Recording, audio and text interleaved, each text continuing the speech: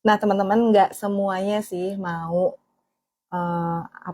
mengeluarkan budget lebih untuk melatih skill komunikasinya karena merasa biasanya kalau udah punya posisi tertentu gitu ya, biasanya udah merasa nggak perlu gitu, nggak perlu untuk melatih komunikasi karena semuanya udah berhasil kok, buat apa, perusahaan udah besar atau udah famous gitu, orang juga udah kenal.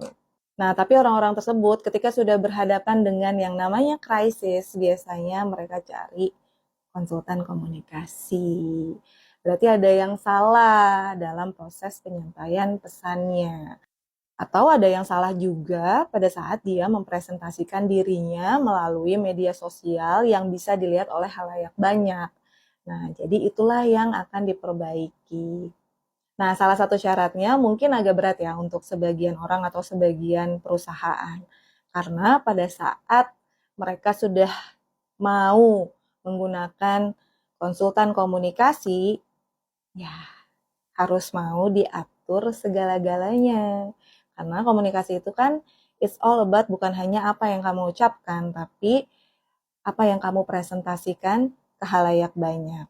Apa yang kamu tampilkan ketika orang melihat kamu di media sosial, ya kalau tujuannya misalkan untuk untuk masyarakat banyak gitu ya dengan berbagai lapisan untuk memamerkan kehidupan pribadi yang serba mewah, flexing gitu ya, ya itu nggak cocok gitu. Atau mau berpendapat mengenai apapun gitu ya, ya harus ditahan-tahan gitu.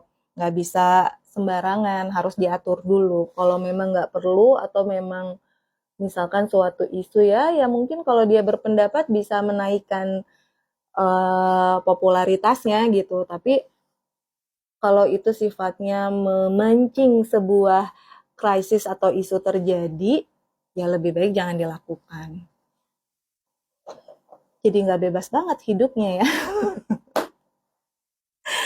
Ya, memang begitu.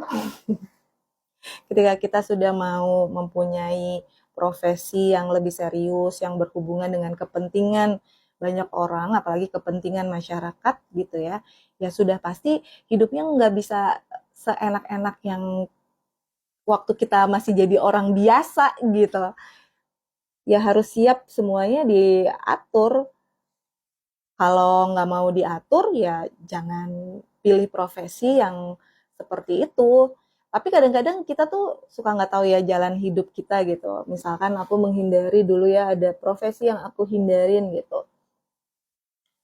Yang taunya akhirnya aku berkecimpung di dunia itu. Kan kita boleh punya sesuatu yang kita nggak suka, tapi balik lagi gitu kan Allah yang menentukan. Jadi jangan pernah anti terhadap sesuatu. Mungkin di usia belasan tahun atau 20-an awal tuh males ya yang namanya diatur atau mengatur diri. Pengen ini bebas berekspresi gitu. Nah, kadang-kadang kebebasan berekspresi juga kalau nggak pakai aturan ya akhirannya ujung-ujungnya kan juga salah. Kan kalian juga sering ya lihat banyak kasus yang terjadi gitu karena kesalahan komunikasi sebenarnya. Nah, terus nanti prosesnya bagaimana? Kerjaannya tuh bagaimana? Aku nggak selalu misalkan ada di sampingnya terus, enggak. Misalkan dia ada waktunya kapan aja gitu untuk pelatihan komunikasinya. Atau misalkan menyiapkan klien mau tampil di media gitu ya, atau mau membuat statement gitu. Konsultasi dulu topiknya apa sih baiknya yang harus dibahas, terus jawaban-jawabannya bagaimana.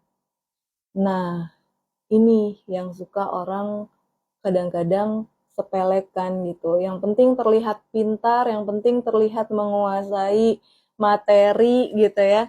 Tapi tanpa orang pikirin apakah dengan terlihat pintar atau apakah dengan menguasai materi saja itu bisa membuat citra dirinya menjadi bagus gitu. Nggak selalu teman-teman. Kadang-kadang kita terlihat pintar atau kita ingin terlihat pintar lah gitu ya. Akhirnya kita menguasai acara tersebut. Kadang-kadang itu bisa jadi negatif gitu kelihatannya.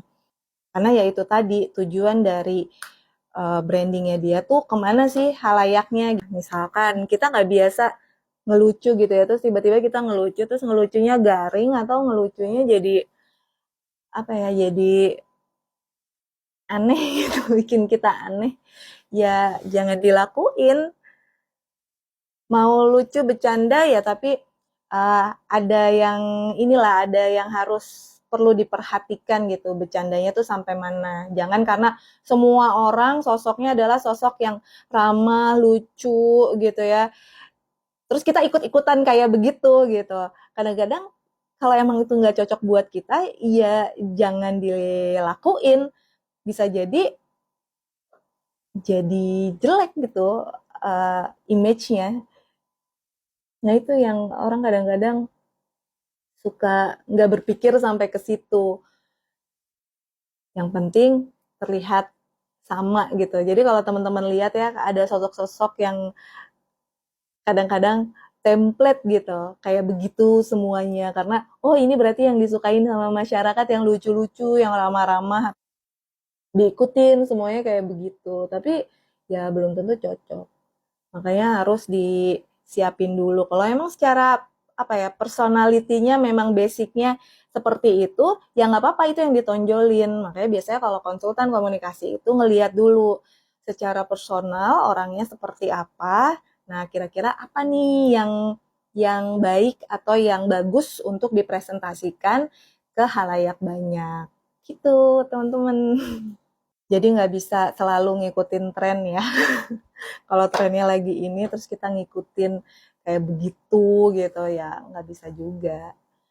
Nah kalau kayak gini aku bedaknya cuma dikit aja. Seperti biasa bedak kesukaan aku.